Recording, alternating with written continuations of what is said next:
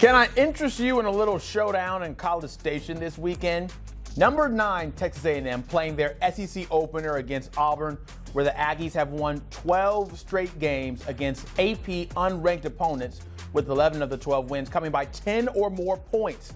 On the other side, Auburn enters on a 14-game road losing streak against AP top 10 teams, with their last win being against number 4 Ole Miss on the road back in 2014. So we mentioned that number 12, and you look at A&M's past 12 home games versus unranked opponents, the point differential, 27 big ones as they sit at that undefeated 12-0 mark and winning 11 of the last 12 by 10 or more points. So if history repeats itself, we might not have a close one in College Station.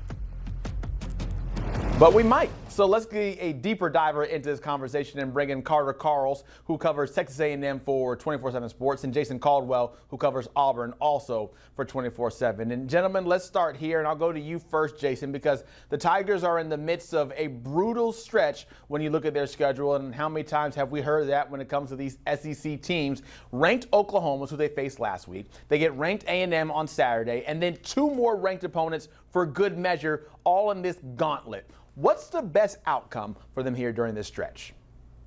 Yeah, yeah, Zach, it started really too with a trip to Baylor right out of the gate. So you look and it's kind of you look at the schedule and it's kind of broken up in different ways.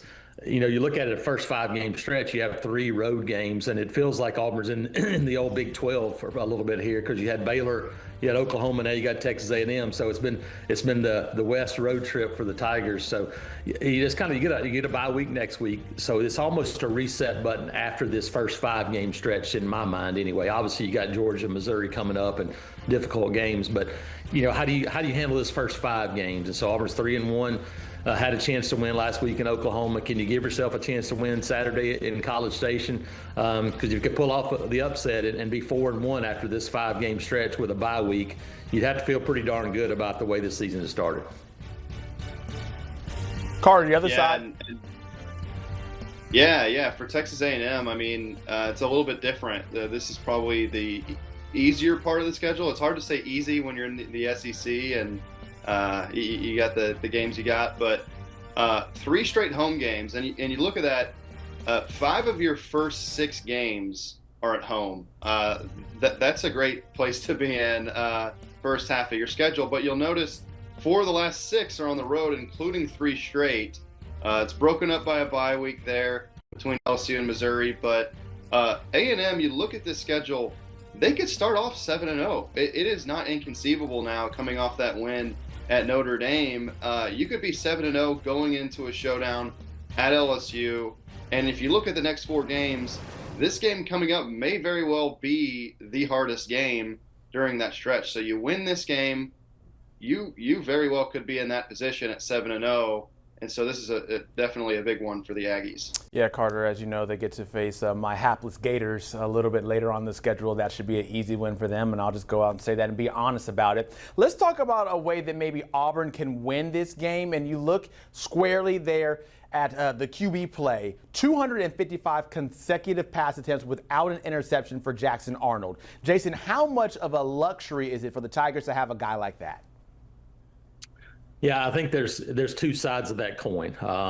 Protecting the football after the way last season went for Auburn was definitely a priority, because last season turnovers were a killer for them, and especially in 3 losses. And so protecting the football is really big. I thought Saturday against Oklahoma probably held it a little too long. And so I think there's a fine line between protecting the football and maybe giving your guys a chance to make some plays down the field in one-on-one situations. So I think, you know, you don't want to throw a bunch of interceptions, but I think you got to have a little bit more of a gunslinger mentality too. So I won't be surprised if you see Jackson Arnold maybe throw a couple more balls to give his guys a chance to make plays. But yeah, no question that you don't want to go out there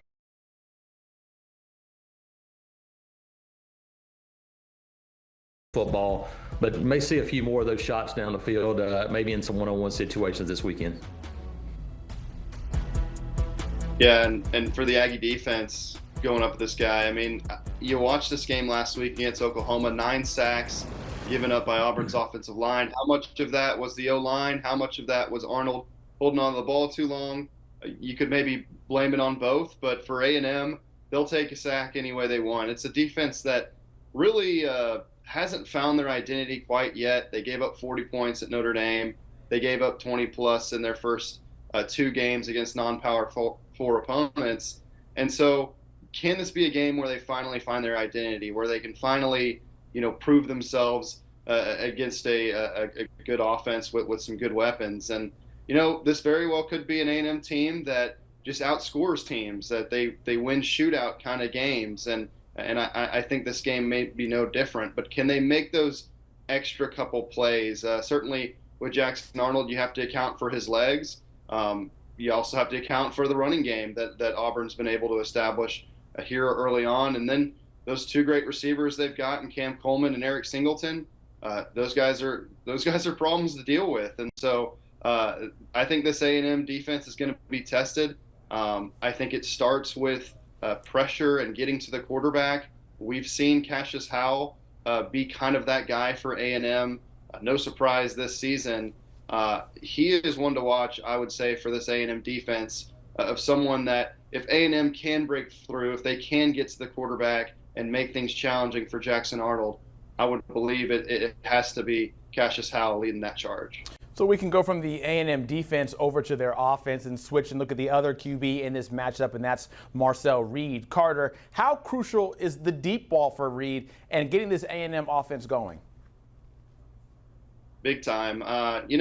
For Marcel Reed so far, he's done a great job, shown a lot of growth as far as making the right decisions, distributing the football to his guys, making the right reads, and on short and intermediate routes, being pretty accurate. But where he needs growth is that deep ball. He had 360 yards through the air against Notre Dame. Yeah. It really felt like he could have had like 550.